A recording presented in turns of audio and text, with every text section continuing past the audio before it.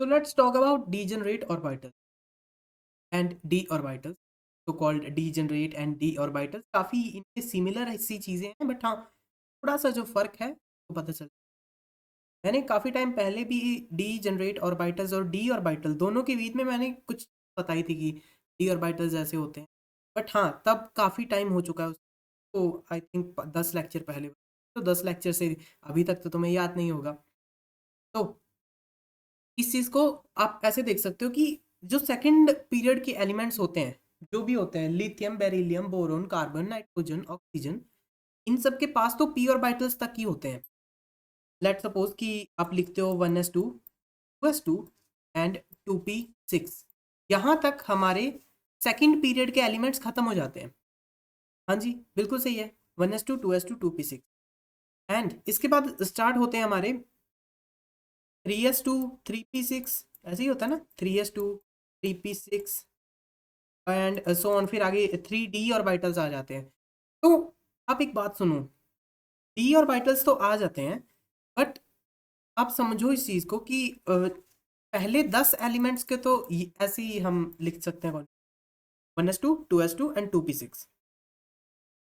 आपको मैं इसको थोड़ी अलग अलग से दिखाना चाहूँगा। लेट सपोज आपको क्लोरीन लिखना है, क्लोरीन लिखना है, तो मैं कैसे लिखूँगा, neon 3s2 3p5। I think chlorine 17 होता है क्लोरीन का नंबर, एंड 10 इसके हो गए एंड 7 इसके हो गए। बिल्कुल सही है। तो क्या आपको लगता है कि सिर्फ इसके पास यही पी तक ही सीमित है? ये नहीं, इसके पास 3d ऑर्बिटल भी है। 3d10 इसके बाद आती है ना कॉन्फ़िगरेशन। तो जो वो 3d10 का ऑर्बिटल है, आप उस चीज़ को थोड़ा समझने की कोशिश करो। पहले आपको लग सकता है कि क्या क्या बता रहे हैं, ऐसा हो तो होता नहीं है, बट होता है। आपको जैसे अगर हम पाउलीज प्रिंसिपल के हिसाब से इसको शो करना चाहे, इसके वैलेंस इलेक्ट्रॉन, तो कैसे शो करोगे आप, 1 2 एंड पी में होते हैं 5, तो यानी 1 2 3 4 एंड 5, ठीक है। बट आपको आपको इसके बाद ये भी पता होना चाहिए कि इसके पास डी ऑर्बिटल्स भी हैं जो कि वेकेंट पड़े हैं। डी ऑर्बिटल्स हैं और वो वेकेंट पड़े हैं, आपको पता होना चाहिए इस चीज के बारे में। बिकॉज इसके पास डी ऑर्बिटल्स हैं जो कि आगे जाके जब हम रिएक्शंस वगैरह करेंगे तो वो वहां पे काम आते हैं। तो अभी आप इस पे सवाल नहीं करने के जितने बड़े हुए हो कि ये क्यों होते हैं, क्यों होते हैं। ऑर्बिटल्स तो भाई है, ऑर्बिटल हैं, हमने उनको श्रोडिंगर इक्वेशन से फाइंड करा है, तो उनसे ही हमें पता चला है कि डी ऑर्बिटल्स एग्जिस्ट करते हैं, चाहे वो ग्राउंड स्टेट में ही क्यों ना हो। कल को मैंने कुछ एक्साइट नहीं करा है, जैसे हम इधर एक्साइट करा देते थे और फिर हम कह देते कि नेचर को स्टेबिलिटी पसंद है। मैंने आपको स्टेबिलिटी वाली भी चीज़ बताई है, हाइब्रिडाइजेशन। बट आप फिलहाल के लिए इस चीज़ को समझो कि इसके पास डी ऑर्बिटल्स भी हैं। अगर तुम बिल्कुल ग्राउंड स्टेट पे हो, आपने कोई एनर्जी नहीं दी है इस चीज़ को, जीरो एनर्जी आपने इसको, ये एक्साइटेड स्टेट पे है ही नहीं, ये ग्राउंड स्टेट पे है, ये ग्राउंड स्टेट पे है। अगर हमें एक्साइट कराना होता है तो हम क्या करते हैं, यहाँ से ये वाला इलेक्ट्रॉन जो होता है इसको एक्साइट कराते हैं, एक्साइट इस तरीके से ये यहाँ पे एक्साइट हो जाता है। आपको आई थिंक याद होगा।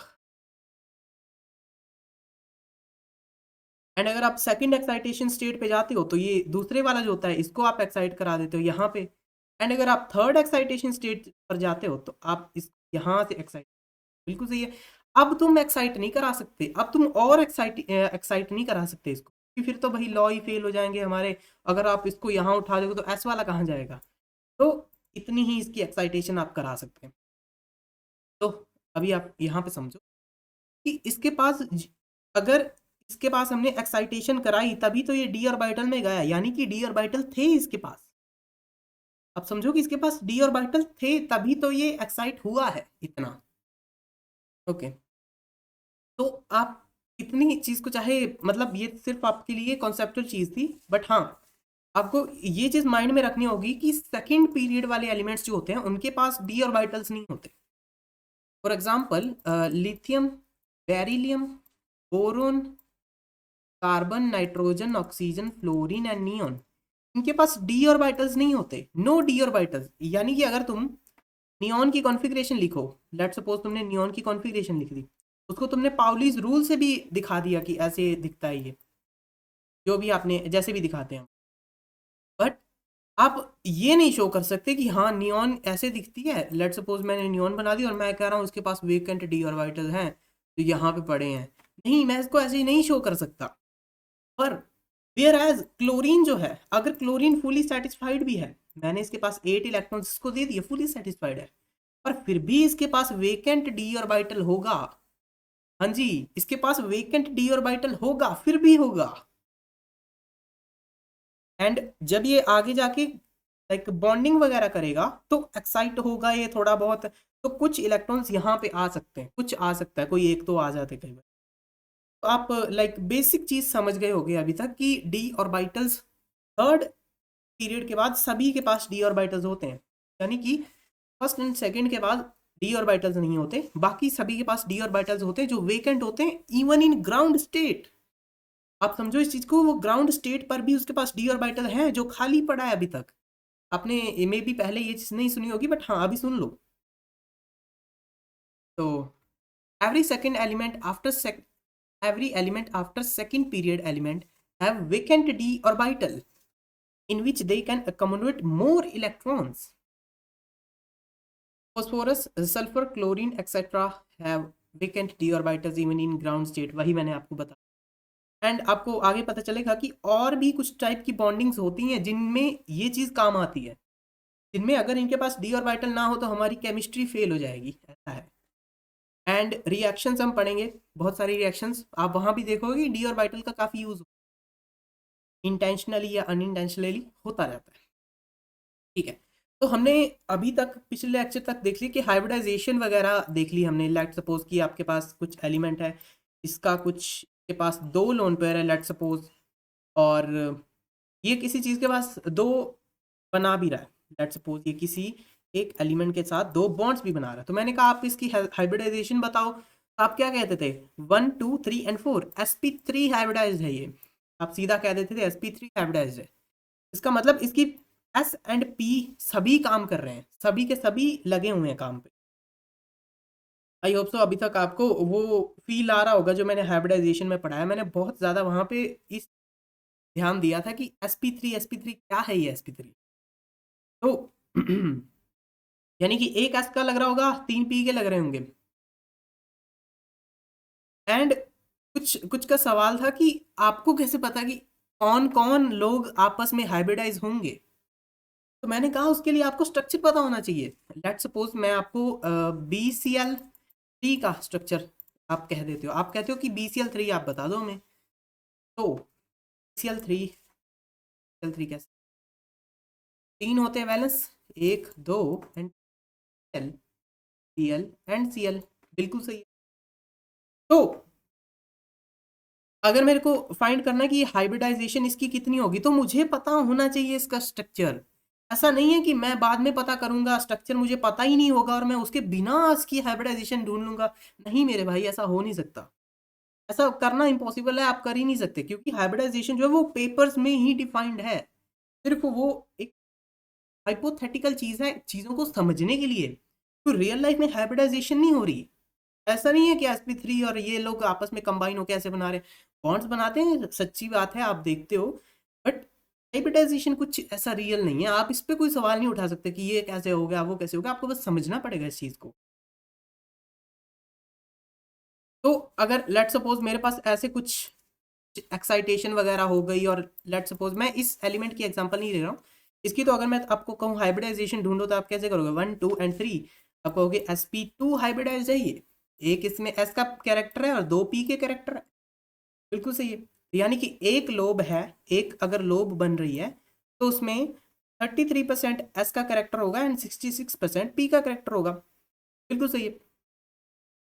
तो अगर मैंने पिछले लेक्चर में कहा था कि हमने ये यहाँ से इनको हाइब्रिडाइज करा दिया, तो मुझे क्वेश्चन आता है कि आपको कैसे पता कि यहाँ से इनको ही हाइब्रिडाइज कराना था, तो मैंने कहा मैंने इसे ऐसे करा दिया कि मुझे पहले हाइब्रिडाइजेशन पता होनी चाहिए थी, उसके बाद मैं इसकी लोब्स बना सकता हूँ आगे।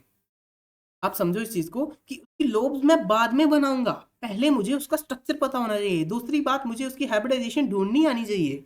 अगर मैं इसके बॉन्ड्स गिनूंगा तो उसकी ये हाइब्रिडाइजेशन आएगी, अगर इतने बॉन्ड है तो इतनी हाइब्रिडाइजेशन आएगी, ठीक है। तो अगर मेरे को कंबाइन करना है, मेरे को क्वेश्चन कर रहे थे कि आपकी इतना क्यों नहीं लिया आपने? ये चारों को हाइब्रिडाइज कर देते, चारों के चारों हो जाते हाइब्रिडाइज। नहीं, ऐसे नहीं कर सकते, ये तो लॉज ही फ्लॉ हो जाएंगे इसके। sp2 लिख रखा है, यानी कि एक s का और दो p के।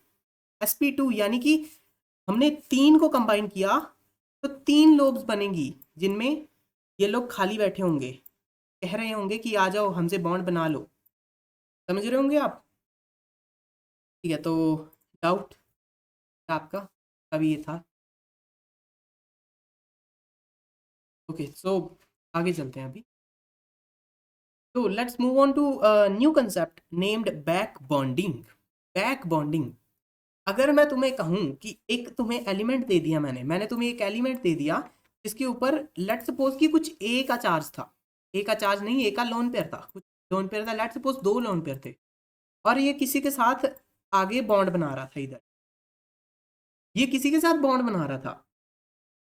तो क्या होता है कि इसके पास ना कुछ वेकेंट कोई पी ऑर्बिटल था, कोई डी ऑर्बिटल था, हमें नहीं पता, ठीक है, कुछ वेकेंट था।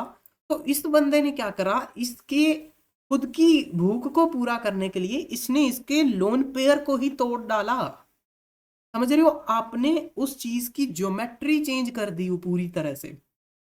मतलब ज्योमेट्री पे मैं अलग से सेशन लेने वाला हूँ, बट हाँ पहले हम सारी चीजें पढ़ लेंगे, उसके बाद ज्योमेट्री को जब हम समझेंगे ना तो ज्यादा मजा आएगा।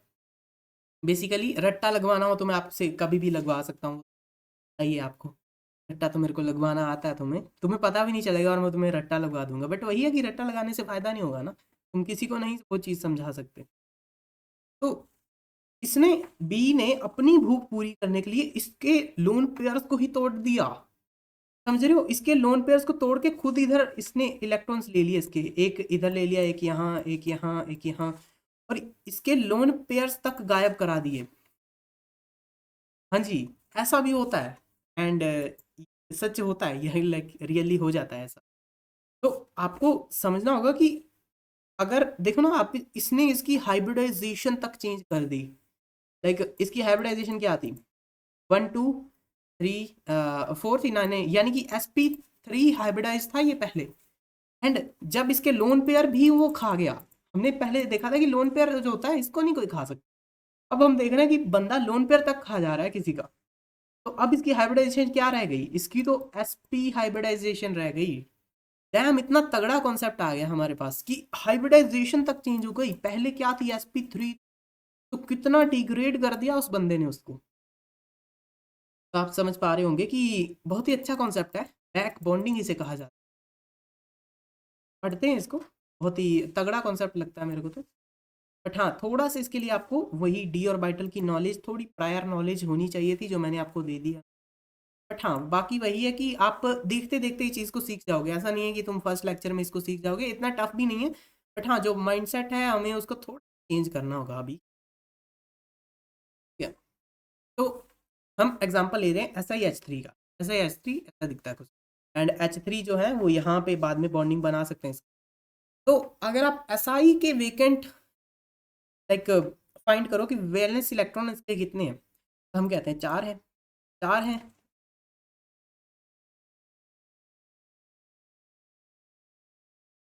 वाइट कलर, ठीक है, तो चार थे, एक यहाँ लग गया और तीन हाइड्रोजन के साथ लगेंगे। ये देखो H3 है तो यानी कि तीन हाइड्रोजन के साथ, वैसे ही यहाँ ये तीन इसके हाइड्रोजन के साथ, वैसे ही यहाँ, समझ पा रहे होगे आप, तीन हाइड्रोजन के साथ लग जाएंगे। तो यानी कि हम सोच रहे हैं कि इसके पास तो कोई भी वेकेंट नहीं बचेगा ना। अब इसको अगर किसी के साथ बॉन्ड बनाना हो तो किसके साथ बनाएगा?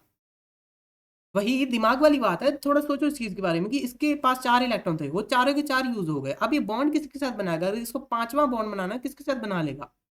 नहीं बना सकता। और आप इसको देखो, इसके पास है 1 2 4 एंड 5, नाइट्रोजन के पास पांच वैलेंस होते हैं, ये पड़े, एक, दो, तीन, और ये चौथा पड़ा, ये पांचवा पड़ा। इतना आप समझ गए? अब क्या होगा, अब आप इस चीज को समझो। मैंने आपको कहा था कि जो थर्ड एलिमेंट के, थर्ड पीरियड के बाद के जो एलिमेंट होते हैं और थर्ड पीरियड के ही एलिमेंट होते हैं, बस वेकेंट डी ऑर्बिटल होता है। मैंने कहा था आपको, ये रहे इनके डी ऑर्बिटल, यानी कि Si अभी भी इलेक्ट्रॉन ले सकता है, अभी भी ये इलेक्ट्रॉन ले सकता है। समझ रहे होगे आप? तो लेट्स सी कि कैसे काम कर रही है। तो आप ऑक्टेट रूल को तो भूल जाओ, ऑक्टेट रूल को अभी थोड़ा एक्सटेंड कर दो। एक्सटेंड इन द सेंस ऐसे कर दो कि पहले वो 8 इलेक्ट्रॉन ले सकता था, अब वो 8 भी ले सकता है, 12 भी ले सकता है और 10 भी ले सकता है। इतना आप समझो इस चीज़, ठीक है? क्योंकि ऑक्टेट रूल है जो फर्स्ट एंड सेकंड पीरियड पे ही लगता है, थर्ड वाले पे उसका कोई काम नहीं करता, उसको बस हम एक्सटेंड कर सकते हैं। और कुछ वैसी चीज़ नहीं है कि वो हर जगह यूनिवर्सल लॉ है, मैंने पहले भी बताया था, बट हाँ कई लोग भूल जाते हैं तो फिर से बता रहे हैं। तो अब हम देखो, every third period element has vacant D orbital, बिल्कुल सही है। तो क्या होता है, होता क्या है यहाँ, आप इस बात को देखो, समझो, इस चीज़ को यहाँ से समझो कि एसआई के पास वेकेंट डी ऑर्बिटल था, इस वाले एसआई के पास भी वेकेंट एंड इस वाले के पास भी, यानी कि चाहे ये फुली बॉन्डेड था, इसके पास कोई वैलेंस इलेक्ट्रॉन नहीं थे, पर अभी भी ये क्षमता रखता है कि ये किसी से इलेक्ट्रॉन छीन सकता है।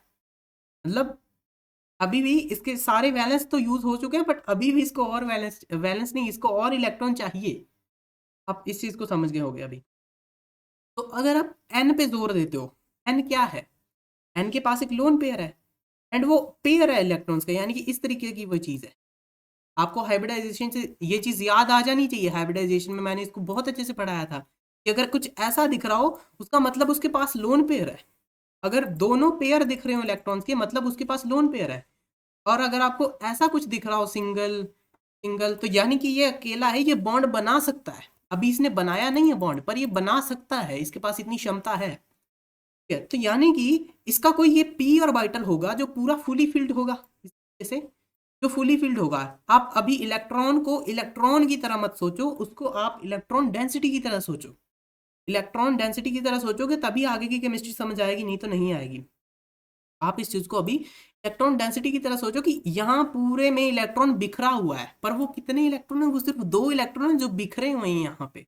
ऐसा नहीं है कि उसके टुकड़े हो गए हैं, टुकड़े नहीं होते, बट जस्ट आप इस चीज को डेंसिटी की तरह समझो। अभी आप ये थोड़ी ना कह सकते हो कि मेरे पास कैसे मेरे पास एक जूस है या फिर मेरे पास एक दूध है, ये क्या क्या मतलब हुआ, मेरे पास एक पानी है, क्या मतलब हुआ इस चीज का, मेरे पास एक ग्लास पानी है, मेरे पास 2 ग्लास पानी है, उसको डेंसिटी की तरह समझो ना।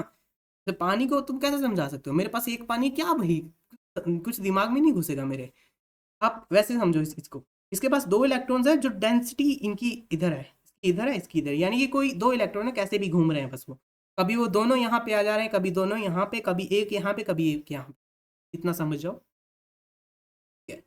तो आप इस चीज को थोड़ा ऐसे विजुअलाइज करो कि मेरे पास एक खाली ऑर्बिटल, ठीक है, एक खाली ऑर्बिटल है एंड एक फुली फिल्ड ऑर्बिटल है, फुली फिल्ड ऑर्बिटल है। तो आपको नहीं लगता ये लोग आपस में कुछ इंटरेक्शन करेंगे? एक खाली ऑर्बिटल और एक फील्ड ऑर्बिटल ये थोड़ी ना बैठेंगे, खाली थोड़ी ना बैठेंगे। इसकी एनर्जी देखो, इसकी एनर्जी देखो, ये बेचारा भूखा बैठा है, इसको कुछ थोड़ा बहुत मिल जाए, और ये इसके पास सब कुछ है, पर ये बॉन्ड तो इसके साथ बनाएगा ही ना। आप थोड़ा सा ऐसे माइंड माइंड को थोड़ा सा बढ़ाओगे, अपने दिमाग को थोड़ा सोचने की क्षमता बढ़ाओगे, अभी तक बढ़ चुकी होगी, 16-17 लेक्चर हो चुके हैं, अभी तक तो काफ़ी चीज़ें तुम्हें समझ आ रही होंगी। हाँ, अगर तुम खुद को इमेजिन करते हो पहले लेक्चर के दूसरे लेक्चर के वो वाले इंसान के साथ, तो आपको काफ़ी डिफरेंस फील हो रहा होगा। ठीक है, तो ये लोग आपस में कुछ ना कुछ बॉन्ड बनाएंगे, मे बी पाई बना लें, मे बी सिग्मा बना, हमें नहीं पता।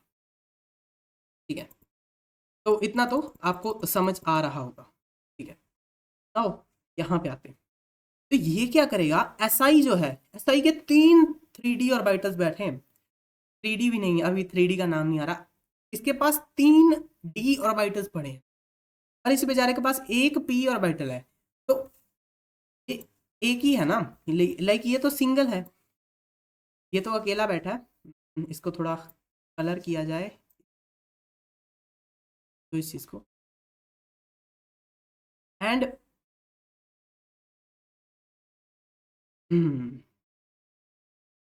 यहाँ पे वो डी ऑर्बिटल्स बैठे हैं, एक यहाँ बैठा है, एक यहाँ बैठा। आई होप सो आपको मेरे को बनाने से कोई दिक्कत नहीं हो रही होगी, क्योंकि सही बना रहे हैं हम, तो हमें तो बस समझना है।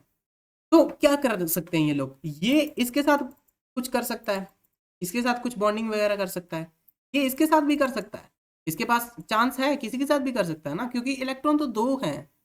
इलेक्ट्रॉन 10-15 तो है नहीं कि बांट लेंगे ये लोग, एक एक को एक कुछ कुछ ही मिल सकता है। तो ये इसके साथ भी कर सकता है। तो अब दिक्कत आ रही है कि ये किसके साथ करेगा। पहली दिक्कत ये आ गई कि किसके साथ करेंगे ये बॉन्डिंग। दूसरी दिक्कत आ गई कि ये तीनों के पास इक्वल एनर्जी है, ये भी उसको इतनी एनर्जी से खींच रहे हैं। लेट्स सपोज इसके पास 10 न्यूटन की एनर्जी है। न्यूटन भी क्या है, यूनिट्स की एनर्जी है। इसके पास भी 10 यूनिट्स की एनर्जी है, एंड इसके पास भी 10 यूनिट्स की एनर्जी है। तो अब समझो कि ये इसको 10 से खींचेगा, 10 से इसको, और ये भी 10 से इसको, तो ये किसके पास जाएगा? अल्टीमेटली किसी के पास भी नहीं। पर बॉन्डिंग तो सभी को करनी है। तो यहाँ पे आती है हमारी एक और थ्योरी। थ्योरी क्या आती है कि ये लोग क्या करेंगे, ये लोग इसका ये जो इसका लोन पेयर था ना, इसका लोन पेयर ही तोड़ देंगे ये लोग। पहली बात, ये इसके 3D ऑर्बिटल जितने भूखे थे, उन्होंने इसका लोन पेयर ही तोड़ डाला। यानी कि अब इसकी, लेट्स सपोज इसकी हाइब्रिडाइजेशन थी sp3, अब इसकी हाइब्रिडाइजेशन क्या हो गई, sp2 हो गई ना, क्योंकि इसने इसका लोन पेयर ही खत्म कर दिया। ये चीज ही खत्म हो गई यहाँ से, 1 2 3, यानी कि sp2 हाइब्रिडाइज्ड हो गए ये। देखो इतनी तगड़ी चीज है कि हाइब्रिडाइजेशन तक चेंज हो जा रही है इसके कारण से। तो 3D जो है, 3D ऑर्बिटल्स जो हैं, ये p के ऑर्बिटल्स को खींचातानी करेंगे इसके साथ। तो अल्टीमेटली ये चीज जो है, ये पूरा बिखर जाएगा, लोन पेयर खत्म हो जाएगा इसका। आप पहले समझो कि इसका लोन पेयर ही खत्म हो जाएगा। और अल्टीमेटली ये कैसा बनेगा, अल्टीमेटली ये कुछ इस तरीके का बन जाएगा। लोन पेयर तो खत्म हो गया, अल्टीमेटली ये लोन पेयर आप कहोगे कि इसके साथ बनेगा, इसके साथ बन सकता है, इसके साथ भी बन सकता है। पर क्या ये ऐसा बनेगा? नहीं। आप पंखे के एग्जांपल से समझ सकते हो कि लाइक जब आप फैन को घूमते देखते हो तो आपको लगता है कि उसके हर जगह पे ही वो पंख लगे हुए हैं, पर लगे हुए हैं, जो भी आप कहते हो। ठीक है, तो आप उतना तो समझ गए कि ये एक जगह पे तो नहीं रहेगा। ऐसा तो नहीं है कि लेट्स सपोज कि एन में से ऐसा ही जो है वो खींच ले रहा है इसको, अच्छे से खींच ले रहा है, इसके पास एनर्जी ही नहीं है। देखो एलिमेंट तो सेम है, तो एनर्जी भी सेम होगी, जितने से वो खींचेगा उतने से ही वो खींचेगा। तो अल्टीमेटली ये लोग इसको बांट लेंगे। बांट लेंगे यानी कि यहाँ पे घूम रहा होगा, कुछ यहाँ पे, एंड कुछ यहाँ पे। तो ये तो तगड़ी चीज हो गई कि मतलब इन्होंने लोन पेयर तक को ही तोड़ दिया।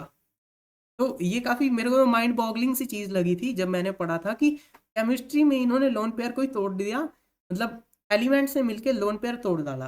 तो काफी बढ़िया है ये भी। अल्टीमेटली ये ऐसे डिस्पर्स्ड हो जाएगा। एंड अगर आप इसकी लाइक इंटरेक्शन देखो, कैसी इंटरेक्शन हुई, अभी देखो ये तो पाई बॉन्ड बन चुका है इसके साथ, वो तो हमें भी पता है पाई बॉन्ड बन चुका है, क्योंकि सेकंड बॉन्ड है, चाहे पाई आधा बना है पर बना तो है ना। इसके साथ भी पाई बन चुका है, पर चाहे आधा बना है, बना तो है ना। अल्टीमेटली इस पूरे बॉन्ड को जोड़ के कितने बॉन्ड बन जाएंगे? देखो ये एक बॉन्ड का, पाई बॉन्ड का तीसरा हिस्सा है, ये भी तीसरा और ये भी तीसरा, यानी कि जोड़ के अल्टीमेटली एक पाई बॉन्ड बन जाएगा। और इसके पास 3 सिग्मा बॉन्ड है, तीन 3 सिग्मा बॉन्ड है, सिग्मा पाई लिख दे रहा था। इसके पास 3 सिग्मा बॉन्ड है। ठीक है, आप ऐसा नहीं कहोगे कभी भी कि इसके पास 3 पाई और 3 सिग्मा, नहीं, वो पूरी तरह से गलत हो जाएगा। इसी को ही हम रेजोनेंस कहते हैं कि जो एन है, एन के साथ ये लोग लाइक ऐसे भी बना सकते हैं, यहाँ पे कोई एलिमेंट है, कोई यहाँ पे, कोई यहाँ पे, कोई डबल बॉन्ड ऐसे भी बना सकता है, कोई बंदा डबल बॉन्ड ऐसे भी बना सकता है। लेट्स सपोज ऐसे। हम्म अब ये डबल बॉन्ड पहले यहाँ पे था, अब ये यहाँ पे हो गया। एक और तरीका है, एक और तरीका क्या है, एक और तरीका है, अब ये लोन पेयर यहाँ भी तो हो सकता है। तो अल्टीमेटली हम इसको ऐसे दिखा देते हैं कि ये ऐसे घूम रहा है, गोल गोल गोल गोल घूमे जा रहा है, इतनी स्पीड से घूम रहा है कि हमें दिख नहीं रहा। एंड यही चीज इन सभी को स्टेबल कर दे रही है। इनको स्टेबल होना था और ये चीज इनको स्टेबल कर दे रही है, इनकी डी ऑर्बिटल को भूखा था उसको शांत कर दे रही है। तो आप समझ पा रहे होंगे कि क्या है ये बैक बॉन्डिंग, बैक बॉन्डिंग कैसे होती है, कैसा नहीं होता, आपको थोड़ा थोड़ा समझ आ रहा होगा। थोड़ा थोड़ा क्या मतलब काफी सही तरीके से समझ आ रहा होगा। तो अगर आप यहाँ पे इसका बॉन्ड ऑर्डर देखो, बॉन्ड ऑर्डर क्या होता है कि यानी कि एक बॉन्ड है, यानी कि लेट्स सपोज एन और SiH3 के बीच में कितने बॉन्ड है, वही होता है बॉन्ड ऑर्डर। तो आप यहाँ पे देख सकते हो कि इसके पास ये तो 1/3 हो गया ना, मतलब पाई का तीसरा हिस्सा, यानी कि 1 बॉन्ड ऑर्डर है इसका। बॉन्ड ऑर्डर के बारे में हम आगे भी पढ़ेंगे, बट हाँ बॉन्ड ऑर्डर आपको थोड़ा थोड़ा तो अभी से इंट्रोड्यूस करना पड़ेगा, तभी तब बाद में भी ये चीज़ आपको समझ आएगी। तो आपको काफ़ी इस चीज़ का ज्ञान आ चुका होगा कि कैसे कैसे हो रहा है ये सब चीज़ें, बट हाँ आगे आगे देखते हैं तो बहुत काफ़ी तुम्हें सही से समझ आ। तो अब बात करो OCl2 की। OCl2 ऑक्सीजन है, Cl है। हम्म। अब आप बात करो OCl2 की, कैसे हो रहा है यहाँ पे, क्या हो रहा है क्या नहीं हो रहा। ठीक है। तो OCl2 है मेरे पास एक ऑक्सीजन है, उसने बॉन्ड्स बनाए। आपको आप सिंपल ये स्ट्रक्चर तो आता ही होगा, हमने ऐसे स्ट्रक्चर बहुत बनाए हैं, बहुत सारे बनाए हैं, मतलब पिछले इतने लेक्चर्स में हमने इतने स्ट्रक्चर बना लिए, अभी तो पता चल चुका जाता है कि कैसे ये चीज, ये कैसे बनेगा, ये कैसे बनेगा। मैंने आपको कहा कि डी और ऑर्बिटल में एक खाली बंदा जरूर बैठा होता है, और आपको यहाँ दिख रहा है, अगर आप इसकी हाइब्रिडाइजेशन ढूंढो तो क्या होती है, 1 2 3 4, यानी कि sp3 यानी कि ये फुली फिल्ड है। और अगर मैं sp2 लिखूं हाइब्रिडाइजेशन, यानी कि इस ये फुली फिल्ड नहीं है, थोड़ा कम है। अगर मैं इसकी हाइब्रिडाइजेशन sp लिखूं तो यानी कि बहुत कम है ये बेचारा, इसके पास मतलब इसको चाहिए इलेक्ट्रॉन। आप इसको पत्थर की लकीर मत समझ लेना कि इसको चाहिए ही चाहिए, बट हाँ आपको मोटा मोटी समझ आ रहा होगा कि अगर किसकी हाइब्रिडाइजेशन sp3 है तो उसको क्यों ही चाहिए होंगे इलेक्ट्रॉन, वो तो दे सकता है ना, उसकी वो तो फील्ड है पूरा, वो फुली फील्ड है, उसको नहीं चाहिए, वो ऐसा गरीब तो नहीं इनके जैसा। और अगर आप क्लोरीन को देखो, मैंने आपको क्या कहा, क्लोरीन तो है थर्ड पीरियड का एलिमेंट, इसके पास लेट सपोज ये फुली फिल्ड है इसका, और जो लुईस स्ट्रक्चर है वो तो पूरा हो चुका है, पर इसके पास डी ऑर्बिटल्स हैं जो अभी भी भूखे हैं, जो अभी भी इससे कुछ चाहिए उनको। तो डी ऑर्बिटल, हाँ जी। तो आप अभी देखो यहाँ पे ऑक्सीजन के पास 2 लोन पेयर हैं, यानी कि इसके 2 p ऑर्बिटल हैं जो फुली फिल्ड है, आप यहाँ पे देख सकते हो, ये रहे फुली फिल्ड हैं वो लोग। और अगर आप इसका 3D देखो, 3D क्या, डी ऑर्बिटल देखो, वो बिल्कुल ही खाली है, बिल्कुल ही खाली है वो बंदा। तो यहाँ पे ये लोग क्या करेंगे, ये जो ऑक्सीजन है ये इसको डोनेट कर देगा। डोनेट ऐसा नहीं कि पक्का इसको दे दिया, बट हाँ एक शेयरिंग जैसा कुछ बन जाएगा इनका। तो आपको ये चीज थोड़े टाइम बाद समझ आएगी कि इफेक्टिव कैसे हो रही है, नॉन इफेक्टिव कैसे हो रही है, बट हाँ आपको मोटा मोटी समझ, मैं क्या समझाने की आपको कोशिश कर रहा हूँ, क्या कन्वे करने की कोशिश कर रहा हूँ। नाउ अब ज्योमेट्री चेंज होगी एंड कंडीशंस क्या है, हाँ कंडीशंस और ज्योमेट्री दोनों ही है यहाँ पे। मतलब अगर ज्योमेट्री चेंज हो कर रहा है वो बंदा, तो मतलब वो बैक बॉन्डिंग भी अच्छे से कर रहा है, कि बैक बॉन्डिंग तभी होगी जब ज्योमेट्री चेंज हो रही होगी। अगर आपको दिख रहा है कि ज्योमेट्री चेंज नहीं हो रही, तो मतलब बैक बॉन्डिंग भी कुछ खास नहीं हो रही है बट कुछ खास नहीं हो रही है। हम देखेंगे कि कुछ खास बैक बॉन्डिंग और बैक बॉन्डिंग, अकेला बैक बॉन्डिंग और कुछ खास बैक बॉन्डिंग होने में क्या अंतर है, अच्छी बैक बॉन्डिंग और ठीक ठाक बैक बॉन्डिंग होने में क्या अंतर है। ठीक है, वो हम काफी आगे देखेंगे अभी से, बट हाँ आपको वही मोटा मोटी समझ आ रहा होगा कि बैक बॉन्डिंग का कॉन्सेप्ट वह है, वो मैंने आपके दिमाग में वो यंत्र डाल दिया है कि ऐसे ऐसे आप देख सकते हो। एंड ऐसा नहीं है कि कोई भी ऊल जुलूल एलिमेंट तुम उठा के उसकी बैक बॉन्डिंग देखने लग जाओगे, ऐसे पता नहीं क्यों करते हैं लोग ऐसे। वही थोड़ा दिमाग लगाओ कि जो चीज़ हमें पढ़ाई जा रही है वो हमारे लिए सफिशिएंट है, इतनी चाहिए हमें, इससे ज़्यादा नहीं चाहिए, जब चाहिए होगी तब देख लेंगे। तो कंडीशंस क्या है बैक बॉन्डिंग होने की, कंडीशन क्या है बैक बॉन्डिंग, अगर खाली और बाइटल वाले एलिमेंट के पास कोई लोन पेयर ना हो, अगर खाली और बाइटल वाले एलिमेंट के पास कोई भी लोन पेयर ना हो, इस कारण से यहाँ पे बैक बॉन्डिंग हो सकती है।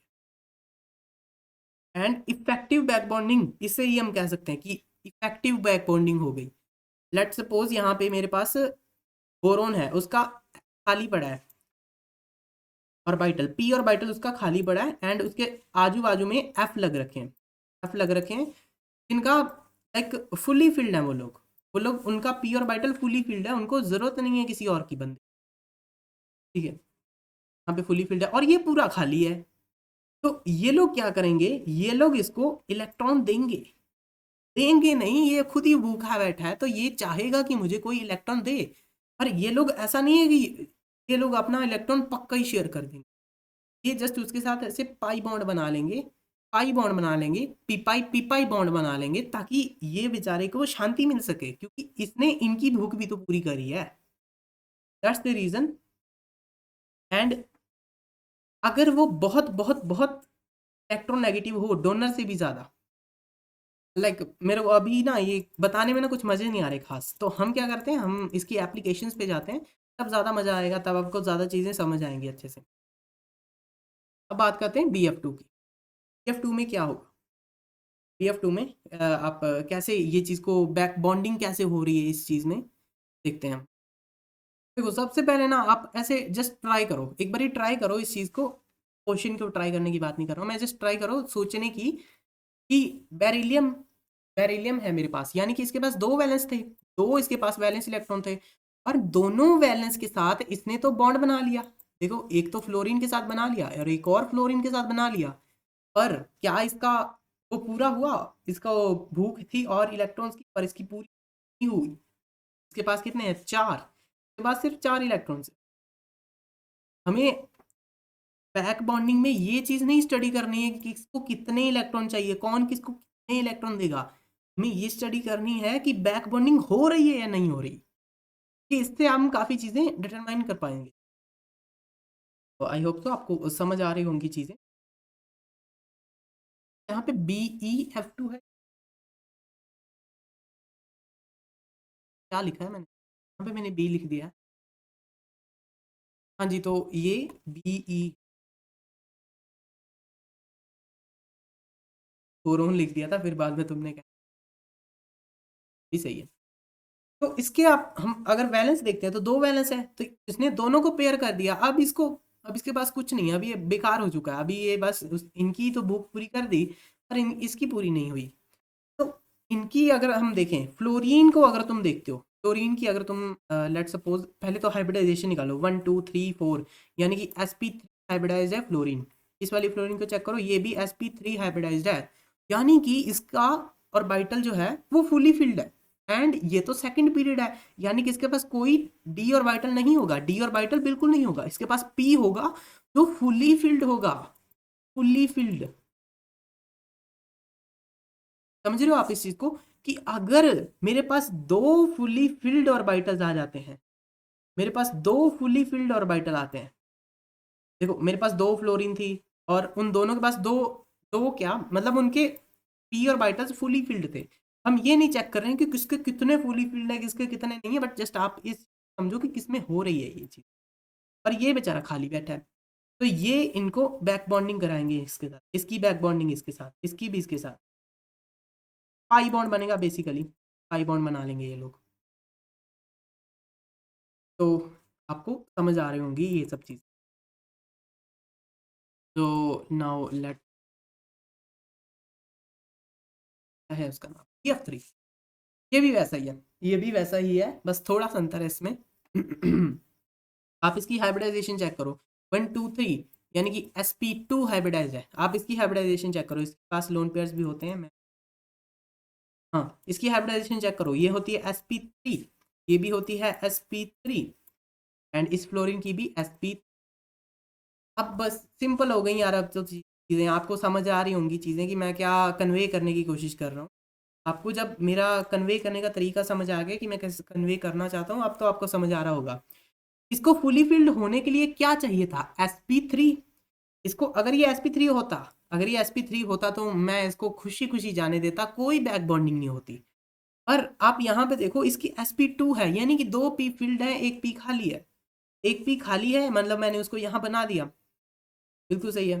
पर अगर तुम sp3f को देखो, फ्लोरीन को देखो, तो तीनों फ्लोरीन फुली फिल्ड है, उन लोग को कोई घाट नहीं है किसी भी चीज़ की, उनको उनके पास सब कुछ है, तो फुली फिल्ड बैठे हैं ये लोग फुली फिल्ड बैठे हैं, तो ये भी फुली फिल्ड है, ये भी fully filled, and so called ये भी फुली फिल्ड है। तीनों फ्लोरीन्स जो है फुली फिल्ड बैठे हैं। तो ये सब इसके साथ कुछ कुछ बॉन्डिंग करने की कोशिश कर रहे होंगे। जैसे इनकी रेजोनेंस के बारे में मैंने आपको समझाया था ना कि सभी के पास इक्वल ही एनर्जी है खुद को इलेक्ट्रॉन देने की उनको और खींचने की। तो आप समझो फ्लोरीन की, हर फ्लोरीन के पास इक्वल एनर्जी है, वो हर कोई बंदा इसको इलेक्ट्रॉन देगा। फ्लोरीन भी देगा, ये एक फ्लोरीन देगा, दूसरा फ्लोरीन भी देगा और तीसरा फ्लोरीन भी उसको कहेगा कि ले लिया तो मेरे से ले ले। तो आप समझ रहे होंगे कि इसमें बैक बॉन्डिंग तो हो रही है, ठीक है। और इफेक्टिव बैक बॉन्डिंग भी हो रही है। कैसे हो रही है, कैसे हो रही है, समझो इस चीज को। अगर पी और पी में बैक बॉन्डिंग हो रही है, कैसे कैसे P P P back bonding कैसे, आप यहाँ पे देखो, इसका थोड़ा सा ना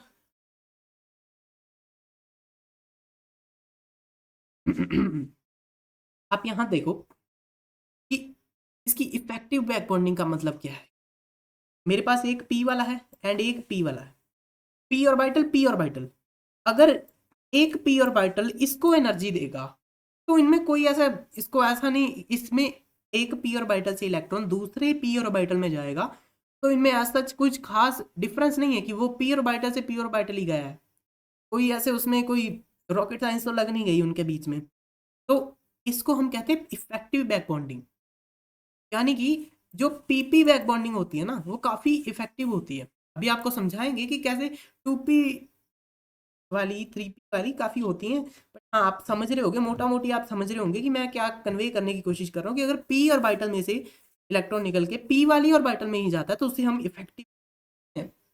आप इतने को अभी थोड़ा डाइजेस्ट करो, के बाद थोड़ा और बताऊंगा मैं। बट हाँ, जो बैक बॉन्डिंग है यानी कि इफेक्टिव बैक बॉन्डिंग तो हो रही है इसकी, हम इतना तो समझ सकते हैं इफेक्टिव हो रही है। इफेक्टिव यानी कि सीधी बात है कि एनर्जी कम लगनी चाहिए हमें एक ऑर्बिटल से दूसरे ऑर्बिटल में जंप कराने के लिए। तो तुम अगर कोई ले आओ मेरे पास 4D ऑर्बिटल ले आओ, 4D ऑर्बिटल, उसका साइज कितना बड़ा होगा, बहुत बड़ी ऑर्बिटल होती है वो। एंड तुम कहो कि एक ना छोटा सा 2p ऑर्बिटल है, आप उसकी ना यहाँ से उसको इलेक्ट्रॉन को निकाल के ना आप यहाँ डाल दो, तो एक बैक बॉन्डिंग मुश्किल होगी, इम्पॉसिबल नहीं होगी बट बहुत मुश्किल हो जाएगी। आप समझ रहे हो इस चीज़ को। तो आगे आगे देखेंगे बट हाँ, आपको मोटा मोटी समझ आ रहा होगा कि इस एलिमेंट के बारे में मैंने आपको क्या कहा। Now let's move on next. PCl3, PCl3, ठीक है। क्लोरीन है, क्लोरीन है तो यानी कि ये तो होता है थर्ड पीरियड एलिमेंट, तो पक्की बात है इसके पास कुछ डी ऑर्बिटल होंगे जो खाली बैठे होंगे, जो खाली बैठे होंगे क्योंकि इसका ऑक्टेट तो फुली फिल्ड है ना, ऑक्टेट तो फुली फिल्ड है। ने यहाँ पे इसको बना दिया, हाँ जी। एंड अगर आप इसको चेक करो तो ये कैसा दिखा रहा है अपना बिहेवियर। अब यहाँ पे आपको थोड़ा सा सोचना पड़ेगा। देखो ये भी तो भूखा बैठा है, इसकी भी तो एक पी और बाइटर है जो फुली फिल्ड नहीं है। कैसे, आप इसकी हाइब्रिडाइजेशन देखो कि वही है ना कि अंतर समझ नहीं आएगा नहीं तो। हाँ अब ठीक है। तो आप देखो कि जो बी है यानी कि बोरॉन, बोरॉन को आप देखो कि इसकी तो हाइब्रिडाइजेशन sp2 है, बिल्कुल सही है। एंड क्लोरीन की अगर तुम हाइब्रिडाइजेशन चेक करते हो तो उसकी हाइब्रिडाइजेशन होती है sp3, यानी कि sp3 फुली फिल्ड तो है एंड इसके पास डी ऑर्बिटल भी है, मैं मानता हूं।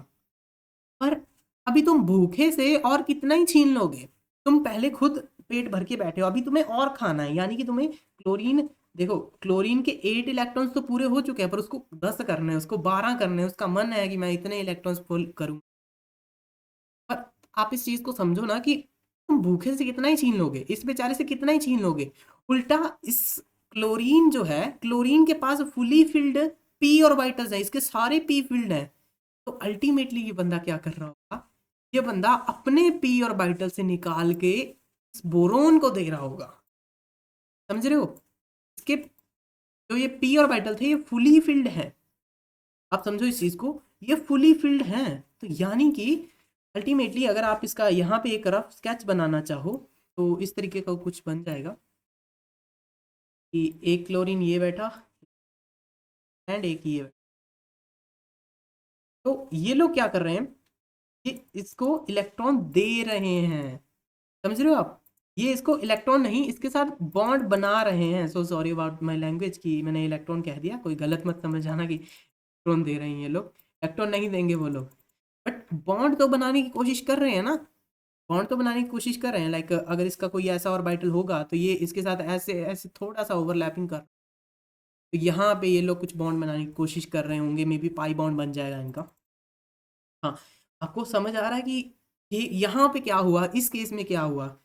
अगर आप वही पुराने क्लासिकल तरीके से चलते तो आप वही कह देते कि बोरोन है, बोरोन है तो मतलब बोरोन तो यहाँ पे बैठा है और इसका तो ये खाली है, पर इसका तो डी ऑर्बिटल भी खाली है, तो ये बोरोन से और छीन के ले जाएंगे। नहीं, ऐसा नहीं होगा। तो आपको समझ आ रही होंगी ये सब चीज़ें। चलिए आगे आगे अगले कॉन्सेप्ट, कॉन्सेप्ट क्या? BCH3, इसको हम ऐसे represent, B B BCH3। Okay, अब तुम यहाँ देखो, तुम यहाँ देखो, अब लिख दिया मैंने। हाँ जी, यहाँ पे आप देखिए बोरोन है, बोरोन के आप वैलेंस देखो 3 होते हैं, ने 3 बना लिए बॉन्ड, ठीक है, बिल्कुल सही है। बहुत खुश हैं ये लोग, बहुत खुश हैं। बस इसका थोड़ा सा दुख है इस बंदे को, इसके पास एक ना पी ऑर्बिटल थोड़ा खाली बैठा है, इसको भरने का मन है उसको, तो ये कार्बन से थोड़ी रिक्वेस्ट वगैरह कर रहा होगा कि मालिक थोड़ा बहुत करो यहाँ पे हमारा भी, तो ये खाली बैठा है। आप पहले यहाँ इस चीज़ को समझो, यहाँ पे भी ये खाली बैठा है। पर अगर सिंपल कार्बन होता तो फिर हम थोड़ा सोच सकते थे।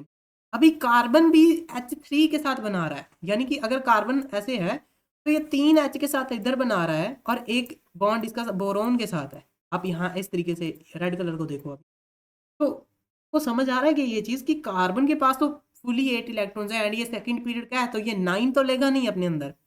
तो अच्छा ठीक है, तो ये फुली फिल्ड है, तो मतलब आप कह रहे हो कि ये को दे देगा, बट दिक्कत आ जाती है यहाँ पे। तो दिक्कत क्या आ जाती है कि इस डोनर के पास भी तो कुछ होना चाहिए, इसके पास लोन पेयर वगैरह हो, कुछ हो। आप पिछले वाले पे देखो, ये वाले कौन से थे, ये वाले थे क्लोरीन, क्लोरीन के पास लोन पेयर था, उसने अपने लोन पेयर से इसको डोनेट किया। अभी वो अपने बॉन्ड से निकाल के थोड़ी ना दे देगा आपको, तो कार्बन के पास तो कोई लोन पेयर ही नहीं है ना, कार्बन के पास तो कोई लोन पेयर नहीं है, तो वो कहाँ से दे देगा इसको इलेक्ट्रॉन? कोई चांस नहीं बनता इलेक्ट्रॉन देने का। तो आप इस चीज को समझो कि कार्बन कैसे दे देगा इलेक्ट्रॉन? तो कार्बन नहीं देगा इलेक्ट्रॉन, ये कार्बन नहीं दे पाएगा इसको इलेक्ट्रॉन। ये कहेगा ना भाई मेरे पास कुछ नहीं है, आप किसी और से मांगो। ये मांगने जाएगा इससे, ये कहेगा मैं भी तो वही उसी कैटेगरी का हूँ, मैं कैसे दे सकता हूँ?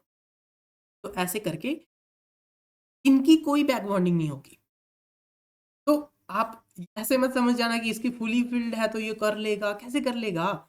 लोन पेयर होना चाहिए ना, एटलीस्ट एक लोन पेयर तो हो, लोन पेयर से वो डोनेट करेगा, वो अपने बने बॉन्ड से डोनेट नहीं करेगा। आपको इतना तो समझ आ होगा कि ऐसे कुछ लोन पेयर होना चाहिए, तभी ही वो बंदा किसी और को डोनेशन कर पाएगा। खुद के पास पैसे होंगे तभी तुम डोनेशन कर पाओगे, कहाँ से पैसे निकाल के दे दोगे? पापा के वॉलेट से नहीं दे सकते ना, और इनके तो पापा के वॉलेट भी नहीं है, तो ओ डैम।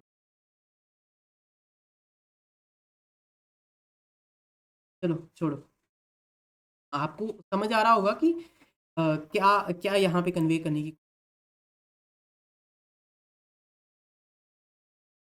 हम्म, ये CCl3 है, carbon chloride, carbon tetra tetra chloride. हाँ जी, तो यहाँ पे आप चेक करो, इसकी हाइब्रिडाइजेशन चेक करो, तो कुछ इस तरीके से आ रही होगी, sp3 आ रही होगी, ठीक है। तो पहली बात, कार्बन तो है भाई इलेक्ट्रोनेगेटिव, ठीक है। अब यहाँ पे देखो आप, तो हम क्या करते हैं, इसको CCl को सिंपली लुईस स्ट्रक्चर से बनाने की कोशिश करते हैं।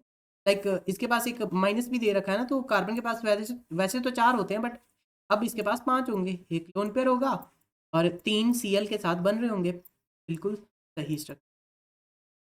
तो आप यहाँ पे देखो, Cl के पास वैलेंस पड़े हैं, यानी कि 6 वैलेंस पड़े हैं इसके पास, बैलेंस क्या पड़े, जस्ट इसके पास 3 लोन पेयर पड़े हैं, आप इस तरीके से समझ सकते हो। तो अब बात आती है, ये देखो, अगर तो सीएल के पास कोई भी लोन पेयर नहीं होता, अगर तो अब देखो सीएल के पास कोई लोन पेयर ना होता, लेट सपोज सीएल के पास कोई लोन पेयर नहीं, तो ये होता इलेक्ट्रोनेगेटिव, ये कहता मालिक लाओ कुछ, और ये मालिक दयावान, ये दे भी देते उनको।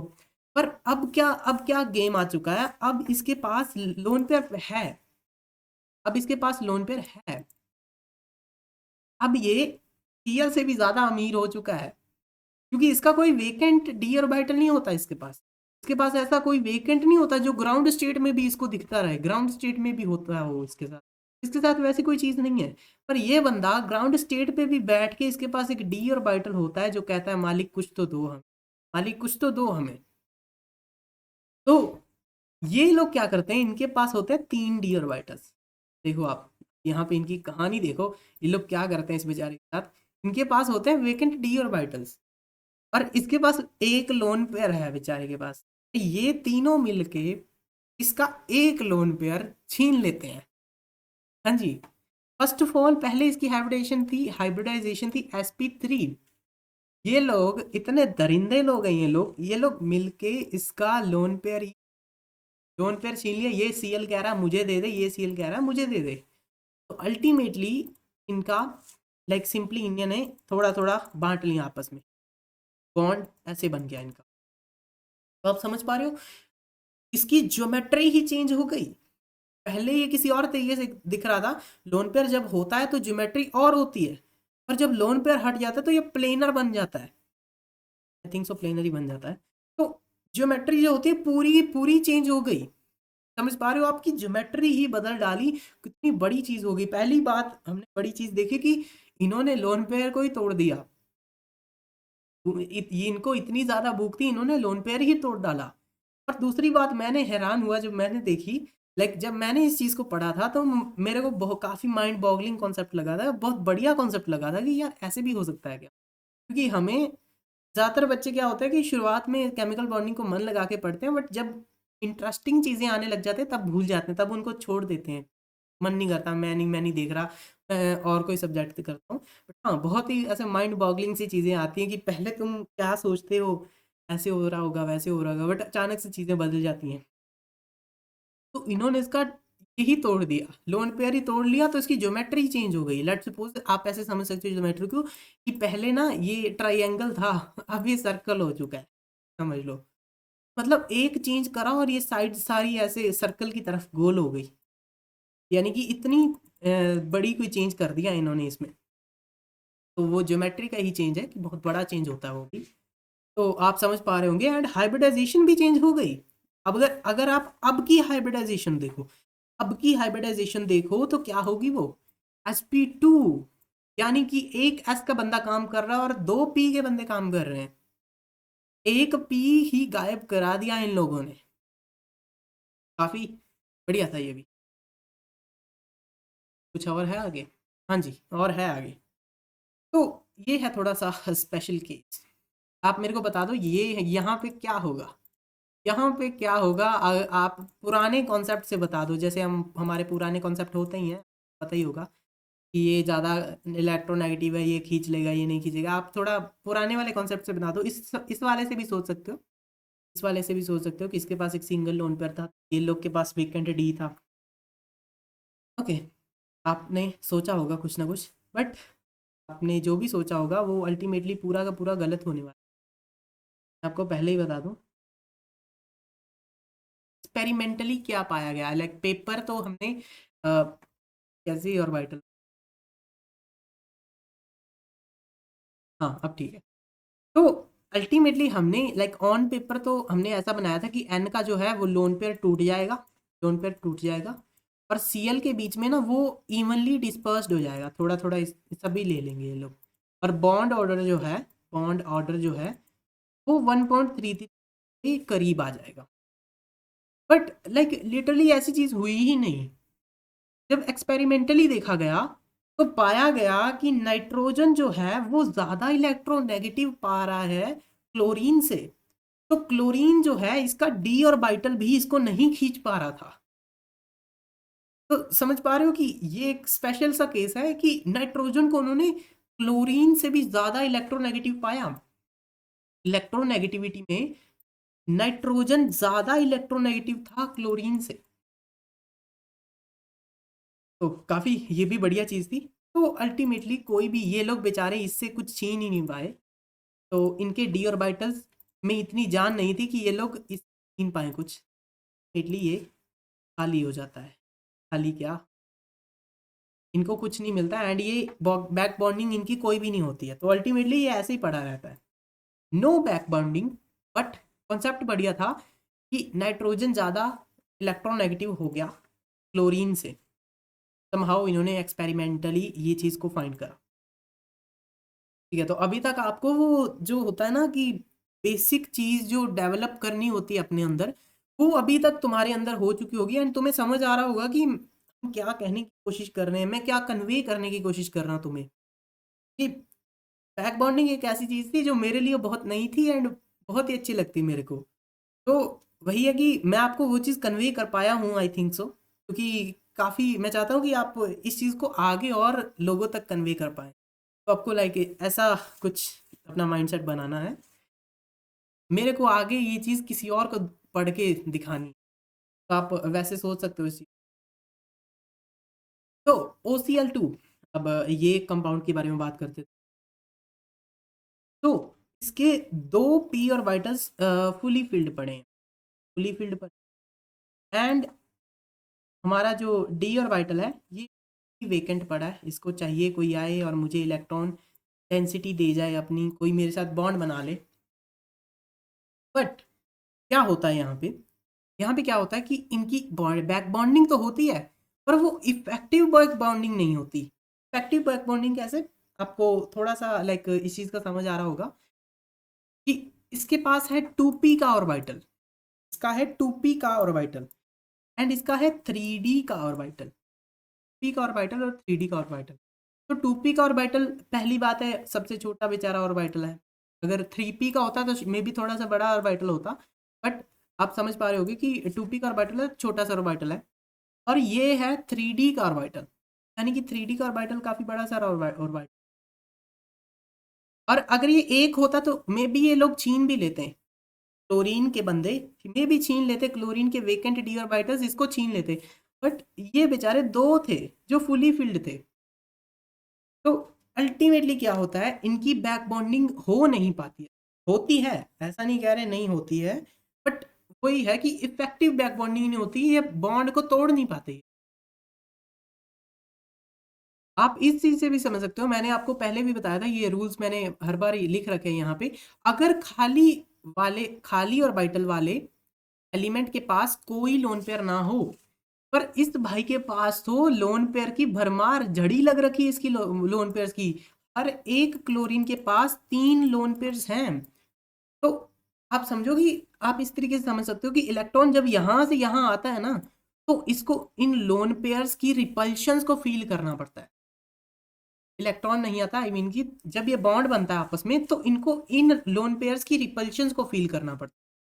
कि लेट सपोज यहाँ पे 4-5 इलेक्ट्रॉन बैठे हैं और यहाँ से किसी एक ऑर्बिटल को यहाँ पे आना है कि लेट सपोज, हाँ, और इलेक्ट्रॉन की तरह ही देखो इस चीज़ को। कोई एक इलेक्ट्रॉन है जिसको यहाँ से ना यहाँ पे आना है, इस यहाँ पे कोई एलिमेंट बैठा है, उस तक उसको पहुँचना है। तो जब वो यहाँ तक आएगा तो कम एनर्जी लगेगी, जब यहाँ पे आ जाएगा तो ये लोग उसको कहेंगे भाग जा यहाँ से, ये कहेगा भाग जा, ये कहेगा तू भी भाग जा, तू भी भाग, और ये भी कहेगा। 5 बंदे एक बंदे को मिलके कह रहे हैं कि तू भाग जा यहाँ से, वो कैसे कर पाएगा उसके साथ बॉन्डिंग। तो फिर कह दिया गया कि 2p और 3d की जो बैक बॉन्डिंग है वो इफिशिएंट नहीं है, इफेक्टिव नहीं है इतनी। हो जाएगी, हम मानते हैं हो जाएगी, बट इतनी इफेक्टिव नहीं है कि हम उसे कह सकें कि ये एफिशिएंट बैक बॉन्डिंग हो रही है, हम इसे बैक बॉन्डिंग की कंसिडरेशन में ला पाए, ऐसे नहीं ला सकते। इस कारण से इसकी बैक बॉन्डिंग नहीं हो पाती है, नो बैक बॉन्डिंग। यहाँ पे हम लिख देते हैं कि no back bonding, no possible. I hope so आपको समझ आ रहा होगा इस चीज़ के बारे में, जो भी मैंने आपको अभी तक बताया। काफ़ी इस चीज़ को भी आपको वैसे समझना पड़ेगा कि कुछ एलिमेंट्स होते हैं उनमें ऐसे होता है, कुछ ऐसे होते हैं, बट हाँ धीरे धीरे ऑल दो आपको धीरे धीरे सब समझ आ जाएगा जब फर्दर और चैप्टर्स में आगे बढ़ेंगे। कोऑर्डिनेशन कंपाउंड है वहाँ पे, लाइक तुम्हें अगर केमिकल बॉन्डिंग तुमने मेरे से अच्छे से कर ली ना, तो कोऑर्डिनेशन कंपाउंड में बहुत मजे आएंगे। लाइक वो इतना तगड़ा चैप्टर लगता है ना मेरे को। तुम बस डील कर रहे हो एसिड्स के साथ, डील कर रहे हो सॉल्ट्स के साथ, डील कर, बस ख्याली पुलाव छोड़ो, अभी इसको पूरा। मे बी इसके बाद कुछ लेक्चर्स लाऊंगा मैं सॉल्युबिलिटी के, मेल्टिंग पॉइंट के, एंड उसके बाद पोलराइजेशन, एमओटी, और क्या रहता है, बस आई थिंक यही रहता है। लाइक आइडियली तो लोग क्या करते हैं, इसके वेस्पर थ्योरी हमने कर ली, इसके बाद वो एमओटी शुरू कर देते हैं। बट लाइक मेरा एम है कि हम एमओटी अभी ना करें, अभी नहीं करते एमओटी, क्योंकि वही है कि एमओटी करेंगे तो कर तो लेंगे, बट वही है कि आगे के चैप्टर्स में तुम कैसे क्या क्या ही चीज़ें कर पाओगे। तो फर्स्ट ऑफ ऑल अभी इसके बाद मे बी लेक्चर्स आएगा सॉल्यूबिलिटी का, सॉल्यूबिलिटी आपको समझाऊंगा मैं कैसी होती है ये। उसके बाद आएगा इसके पहले भी एक लेक्चर आएगा जो होगा hydration energy and lattice energy के बारे में। उसके बाद आएगी सॉल्युबिलिटी, उसके बाद आएगा melting point and boiling points वाले, एंड उसके बाद आएगी MOT. And I think so MOT के मेरे को 2 लेक्चर्स लेने पड़ेंगे, तो ultimately 1 2 3 4 5, I think so 20 lectures मैंने आपको शुरुआत में कहा था कि 20 लेक्चर्स तो मैं ले ही सकता हूँ। तो अभी 20 से भी मे भी ज़्यादा हो जाए। हाँ वही है कि आपको बिल्कुल ज़ीरो से मैंने उठाया, तो ज़ीरो से उठा के आपको इतनी ऊपर लेके आया हूँ, तो कुछ तो रीज़न होगा कि मैं इतने लेक्चर्स लेने की कोशिश कर रहा हूँ। एंड आप प्लीज़ वन शॉट्स वगैरह पे ऐसा मत सोचो कि आप जेई एडवांस को वन शॉट्स वगैरह से कर सकते हो, कि वो वैसी चीज़ हो जाती है ना कि तुम वन शॉट से कर रहे हो, नहीं कर सकते यार वन शॉट से। मैंने जो चीज़ें तुम्हें 20 घंटे में भी पढ़ा रखी हैं, वो चीज़ें तुम कहो कि मैं 6 घंटे में पढ़, तो कैसे पढ़ लोगे? मैंने कुछ एक्स्ट्रा ऑर्डिनरी बता रखा है इसी कारण से ही ना। तो वही आपको उस तरीके का माइंडसेट बिल्ड करना होगा कि हाँ ऐसे होता है, आपको एक्सेप्ट करना होगा कि यार वन शॉट से ऐसा कुछ खास नहीं हो जाएगा। बट हाँ वही है कि अगर तुमने पहले चैप्टर, लाइक मेरे से चैप्टर तुमने करा 2 साल पहले, और तुम अभी 1 साल बाद तुम चाहते हो कि मैं इसको रिवाइज करूँ, तो वन शॉट से कर सकते हो, कोई दिक्कत नहीं है।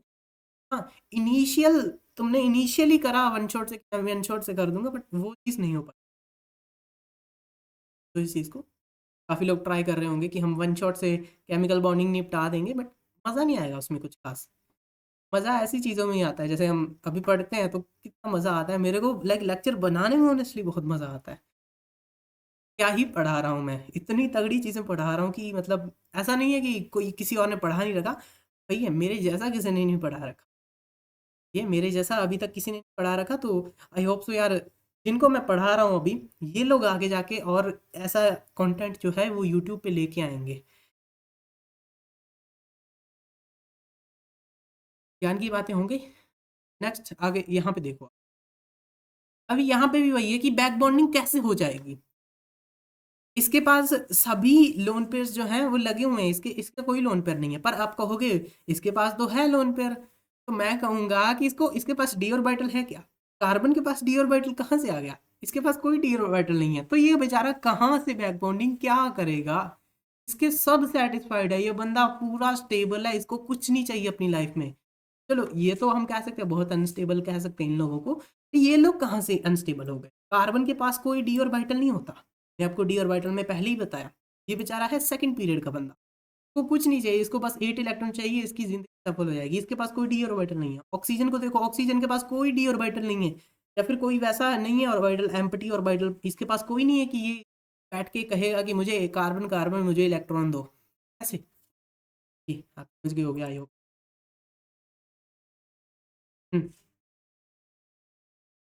हाँ, AlCl3। तो आप यहाँ देखो Al की बात करते हैं, काफ़ी वैसा केस है कि आपको इसको थोड़ा समझना पड़ेगा। ठीक है, तो हमने बात कर ली कि second period elements and third period elements के बीच में कुछ चीज़ें होती थी, हमने देख लिया कि ऐसे ऐसे कर रहे हैं तो अब ये बंदा भी थर्ड पीरियड का है, ये बंदा भी थर्ड पीरियड का है, तो मतलब दोनों के पास डी ऑर्बिटल तो होंगे। पर डी ऑर्बिटल से पहले ही बात करें हम एल की बात करते हैं, एल्यूमिनियम। एल्यूमिनियम का नंबर होता है 13, यानी कि इसका पी खाली बैठा है, P1 है, यानी कि पी में अल्टीमेटली होने चाहिए थे 3, पर है अल्टीमेटली होने चाहिए थे 6, पर इस बेचारे में है 1, तो यानी कि ये खाली है, इसको तो हमने यहाँ पे एक पी का बना दिया कि ये बंदा है, ये जो खाली है, फॉर दैट मैंने इसको अलग कलर कर दिया, बट हाँ आप समझो इस चीज़ को। तो और सी एल की बात करें, सीएल की बात करें तो पहली बात इसके पास डी ऑर्बिटल खाली है, तो डी ऑर्बिटल आप तो ही क्यों करोगे जब आगे वाला बंदा ही भूखा बैठा है, तो इसके जो पी ऑर्बिटल्स होंगे वो तो फुली फिल्ड है ना, तो फुली फिल्ड है, तो मैंने कहा ठीक है, मैंने इनको यहाँ पे शो कर दिया, ठीक है, ठीक है। तो ये कौन से वाले पी ऑर्बिटल्स हैं, ये 3p वाले हैं ना, 3p वाले, ये जब p की पावर पूरी 6 हो जाती है तो आप कह सकते हो कि बंदा स्टेबल हो चुका है। क्लोरीन, अगर आपको क्लोरीन लिखना है तो क्लोरीन आप लाइक डायरेक्टली ऐसे ही लिख सकते हो ना, इसको अगर मैं क्लोरीन को लिखना चाहूँ तो मैं क्लोरीन को इस तरीके से तो 6 कर दिया, लाइक क्लोरीन अभी फुली फिल्ड है। अगर मैं यहाँ की कॉन्फ़िगरेशन की बात करूँ, अल्टीमेटली क्लोरीन की कॉन्फ़िगरेशन तो 17 होती है, तो अल्टीमेटली तो P5 आना चाहिए था, बट क्लोरीन क्योंकि फुली फिल्ड है तो मैंने उसकी कॉन्फ़िगरेशन को इस तरीके से कुछ अरेंज कर दी, ठीक है। आई होप तो आपको समझ आ रहा, तो यानी कि इसके पी तो फुली फिल्ड है, ये इसके बेचारे का पी पूरा खाली है। तो अब क्या हो सकता है, आप पहली सिचुएशन लगा सकते हो कि इसका पी खाली है, इन तीनों के भरे हुए हैं, तो ये लोग इससे थोड़ी थोड़ी बॉन्डिंग कर लेंगे और पाई बॉन्ड कुछ बन जाएगा, पार्शियल सा पाई बॉन्ड बन जाएगा। पर पर जब इस चीज़ को एक्सपेरिमेंटली देखा गया कि क्या सच में ऐसा होता है, तो एक्सपेरिमेंटली पाया गया कि हाँ, और आप देखो 3p यानी कि ये भी तो 3p है ना, तो एक्सपेरिमेंटली पाया गया कि 3p और 3p के बीच में जो बैक बॉन्डिंग होती है वो इफेक्टिव नहीं होती, वो इफेक्टिव नहीं होती, मतलब कुछ खास बैक बॉन्डिंग नहीं होती। अगर वो यहाँ से ये फुली फिल्ड है और ये लोग पाई बॉन्ड बनाते हैं आपस में, पाई बॉन्ड बनाते हैं, तो वो पाई बॉन्ड ऐसा कुछ खास पाई बॉन्ड नहीं बनता कि हम उसे बैक बॉन्डिंग में कंसीडर कर रहे हैं कि बॉन्डिंग ही हो रही है, वो बॉन्डिंग अच्छी बॉन्डिंग नहीं होती है, इफेक्टिव बॉन्डिंग नहीं होती, तो इसलिए हम कहते हैं कि 3p और 3p की बैक बॉन्डिंग जो है वो अच्छी नहीं होती, लाइक इफेक्टिव बैक बॉन्डिंग नहीं होती, इफेक्टिव नहीं होती, तो समझ रहे होगे आप कि इफेक्टिव नहीं होती। तो इसी कंसिडरेशन से हमने कुछ रूल्स बना दिए कि बैक बॉन्डिंग लाइक किन किन चीज़ों में हो सकती है, लाइक आप इस तरीके से समझ सकते हो इस चीज़ को कि किन किन ऑर्बिटल्स के बीच में इंटरेक्शंस हो सकती हैं एंड किन किन के बीच में नहीं।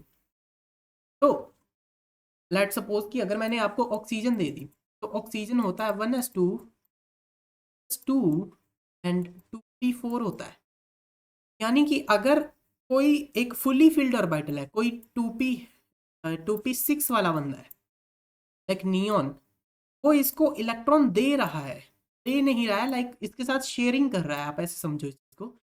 तो उनकी जो भी ऑर्बिटल होंगी वो किस किस के बीच में हो रही है, इंटरेक्शन किसके बीच हो रही है, 2p के बीच में हो रही है और 2p के बीच में हो रही है, तो इसको काफी सही माना जाता है कि ये काफी इफेक्टिव होती है, लाइक पक्का पक्का होता है, लाइक पक्की बैक बॉन्डिंग, इतनी पक्की बैक बॉन्डिंग कि ये नहीं तोड़ना तोड़ना मुश्किल है इसको, आप ऐसा समझ सकते हो इसको। उसके बाद जब अपनी एक 2p या का आप ऑक्सीजन को मान सकते हो एंड 3p में कौन सा एलिमेंट आ सकता है, लाइक आप समझ सकते हो एल्यूमिनियम को समझ लो, एल्यूमिनियम की कैसी थी, 3p1 थी कुछ लास्ट में, है ना, तो 3p1 और ऑक्सीजन का 2p4, आप समझो इस चीज को, यानी कि 3p एंड 2p की काफी अच्छी बैक बॉन्डिंग हो जाती है। अगर ऐसे दो एलिमेंट्स हों, एक की ऑर्बिटल 3p में से इलेक्ट्रॉन निकल के, इलेक्ट्रॉन डेंसिटी इलेक्ट्रॉन निकल के नहीं, इलेक्ट्रॉन डेंसिटी जाके 2p के साथ मिल जाती है, तो उसको हम कहते हैं कि ये पाई बॉन्ड बन गया, और फिर हम कहते हैं कि 3p पाई 2p पाई बॉन्डिंग हो गई। हाँ, तो आप आइडियली आप अगर आपको ये चीज़ नहीं समझ आ रही है तो आप थोड़ा सा इस चीज़ को समझने की कोशिश करो, एंड फिर भी नहीं आ रही तो आप लेक्चर को दोबारा देख सकते हो, क्योंकि ऐसा है कि कुछ कई बार होते हैं, बट ऐसे लेक्चर्स को वैसे पढ़ाते हैं कि काफ़ी हैवी है। मैं वैसे पढ़ाता हूँ कि इतना लाइट लेक्चर बनाता हूँ कि मतलब कुछ ऐसा लगे ही ना कि कुछ मुश्किल भी था इस चीज़ में। वैसे ऐसे खास कोई मुश्किल चीज़ नहीं थी, बट हाँ, आपके काफ़ी आगे के चैप्टर्स मैंने इसी चैप्टर में ही कवर कर दिए, ये चीज़ें पढ़ा के। तो आपको इस चीज़ को समझना चाहिए। तो इस कारण से मैं काफ़ी टाइम लगाता हूँ कुछ वीडियोस बनाने में, बट हाँ, कुछ टाइम से तबीयत ठीक नहीं चल रही, बना नहीं पा रहे थे हम, इसलिए। बट हाँ, हम फिर से आ चुके हैं। तो 2p पाई एंड 2p पाई, इसको भी इफेक्टिव बैक बॉन्डिंग हमने माना है। उसके बाद 3p पाई एंड 3d पाई, इसको भी काफ़ी इफेक्टिव माना गया है, यानी कि एक अच्छी बैक बॉन्डिंग होती है। पर मैंने आपको पीछे ये एग्जांपल दी थी कि 3p और 3p की बैक बॉन्डिंग को हम अच्छा नहीं मानते। आपको मैंने इसके कुछ रीजंस भी बता दी कि वही एक्सपेरिमेंटली इस चीज़ को फाइंड किया गया था। तो अगर मैं कहूँ कि 3p पाई और 3p पाई की बैक बॉन्डिंग हो रही है, तो ये अच्छी नहीं है, ये अच्छी नहीं है बिल्कुल यार, ये अच्छी हो ही नहीं सकती। तो ओके, एंड इसके बाद आती है अपनी p पाई। लाइक इस डेटा को ना तुम अपने पास लिख के रख सकते हो कहीं भी, अगर फर्दर ज़रूरत पड़ती है तो हम इसको लाइक रेफर कर सकते हो तुम इस चीज़ को कि हाँ, ऐसा पढ़ाया गया था हमें। तो नेक्स्ट है 3p यानी कि बहुत बड़ा सा 3 का ऑर्बिटल, एंड 3d। अरे ये तो बहुत ही बड़ा हो गया। तो इनके बीच में भी इंटरेक्शन कुछ खास होती नहीं, कारण से इसको भी नॉट इफेक्टिव कैटेगरी में डाल दिया गया। ओके, तो इसके बाद एक ही कैटेगरी रह जाती है हमारे पास, 2p pi, 2p pi and 4d पाई। तो 2p कितना, हाँ, ये छोटू सा 2p, और 4d भाई बड़ा सा कोई ऑर्बिटल होगा, बहुत बड़ा ऑर्बिटल होगा वो तो यहाँ से बेचारी इलेक्ट्रॉन डेंसिटी थोड़ी सी निकलती है, वो इलेक्ट्रॉन डेंसिटी घूम घमा के यहाँ पे थोड़ा सा पहुँच, इतनी सी बॉन्डिंग होती है, तो वो कुछ खास नहीं मानी जाती। पर इसकी एक एक्सेप्शन है एक्सेप्शन को याद करो एंड इसको लिखो कहीं ना कहीं, क्योंकि ज़्यादातर क्वेश्चन अगर तुम्हें दिखे एक्सेप्शन से ही दिखे। ये सब चीज़ें तो कॉन्सेप्ट बिल्ड करने के लिए है, काम तो तुम्हारा एक्सेप्शन का ही है। एक्सेप्शन तुम्हारी ये, हाइड्रोजन के ऊपर डबल बॉन्ड, जर्मेनियम 3, ये है इस वाली बॉन्डिंग की एक्सेप्शन। अगर तुम्हें ये आ जाए, एग्जाम में पूछ लिया जाए कि बैक बॉन्डिंग इसकी कौन सी बैक बॉन्डिंग हो रही होगी, तुम ऐसे मत कह देना कि हाँ इसकी तो कोई भी बैक बॉन्डिंग नहीं होती है। इस वाले की एक ही एक्सेप्शन है कि इसकी ये बैक बॉन्डिंग होती है, बस यही होती है। इसके अलावा कोई भी कंपाउंड उठा लो, उसकी ऐसी अगर किसी ऐसी बैक बॉन्डिंग हो रही है, 2p और 4d की आपस में कोई इंटरेक्शन हो रही है, उसको हम बैक बॉन्डिंग की कंसिडरेशन में नहीं लेते। ठीक है, तो अल्टीमेटली हमारे पास 3 बैक बॉन्डिंग की ऑर्बिटल्स हैं जो अच्छी है, गुड, एंड 3 है जो अच्छी नहीं है, बुरी भी नहीं कह सकते बट अच्छी नहीं है, वो उन्हें हम कंसीडर नहीं कर सकते कि बैक बॉन्डिंग हो रही है या रियलिटी में नहीं। ठीक है, आई होप सो आपको। अब देखते हैं strength of back bonding. Strength of back bonding छोटू सा कॉन्सेप्ट है। स्ट्रेंथ ऑफ बैक बॉन्डिंग हम लाइक लाइट्स के ऊपर ही इस चीज़ को देखते हैं, हैलाइड्स नहीं, हेलोजन। अब इस तरीके से इस चीज़ को समझ सकते हो कि लाइक यहाँ पे ऑर्बिटल्स हैं, लाइक बैक बॉन्डिंग होती कैसी है, लाइक ऐसे होता है ना, बैक बॉन्डिंग कुछ यहाँ पे कुछ चीज़ें हो जाती हैं और फिर हम कहते हैं ये पाई बॉन्ड बन गया इसका, और फिर इसी को हमने बाद में बैक बॉन्डिंग का नाम दे दिया। बाद में कुछ एलिमेंट्स में हुई तो हमने कह दिया कि ये बैक बॉन्डिंग है, ऐसा कुछ होता है। तो आप इस चीज़ को समझो, मैं इसको लाइक विजुअली दिखाऊंगा तो अच्छा नहीं लगेगा, लाइक फिर तुम्हें समझने में दिक्कत होगी, तो हम ऐसे समझते हैं इस चीज़, लाइक एक ये ऑर्बिटल है, एक ये ऑर्बिटल है। अब ये जो ऑर्बिटल है, तो इसको नाम दे देते हैं कुछ O1। जब O2 ऑर्बिटल O1 के बिल्कुल पास होगी, O1 के बिल्कुल पास होगी, लेट सपोज इनके बीच में ना कोई इंटरेक्शन हुई है, लेट सपोज पाई बॉन्ड की इंटरेक्शन हुई है इनके बीच में, समझ रहे हो, इनके बीच में पाई बॉन्ड बन गया, ठीक है। तो क्या क्या कुछ हो रहा है इनके बीच में। अगर पहली बात, पाई बॉन्ड पहले ही बहुत वीकर होता है। अगर पाई बॉन्ड को तोड़ना हो, कोई दो बॉन्ड हो, एक सिग्मा हो एक पाई हो, किस कौन पहले टूटेगा? पाई पहले टूटेगा, उसके बाद सिग्मा टूटेगा। तो आप इस चीज को समझो कि अगर मैं इसको और पास लेते आया गया तो पाई बॉन्ड स्ट्रॉन्ग होता जाएगा ना। एंड जब दूर ले गया तो पाई बॉन्ड तो वीकर होता जाएगा। हाँ जी। तो अगर आप फ्लोरीन का साइज देखो, फ्लोरीन का साइज तो होता है छोटू सा, यानी कि वो पास पास होंगे, ऐसे ऐसे ऑर्बिटल्स उसके इमेजिन कर सकते हो। अगर वो शेयरिंग कर रहा है किसी का, कर ही रहा है तभी तो दिखा रहा हूँ। तो उसके ऑर्बिटल्स ऐसे पास पास होंगे, तो उनका जो पाई बॉन्ड बनेगा ना वो काफी स्ट्रांग होगा। उनका बॉन्ड जो होगा काफी स्ट्रांग होगा। जब हम सीएल के पास जाते हैं, सीएल का साइज बड़ा हो जाता है, साइज बड़ा हो जाता है मतलब ऑर्बिटल्स दूर दूर हो जाते हैं। याद करो मेरा वो जेड इफेक्टिव वाला लेक्चर, लाइक वो तो गोटेड लेक्चर है एक नंबर का। लाइक मैं उसको अभी भी कई बारी, बहुत बारी वीडियोस में रेफर कर चुका हूँ कि उसको देखो अगर नहीं समझा।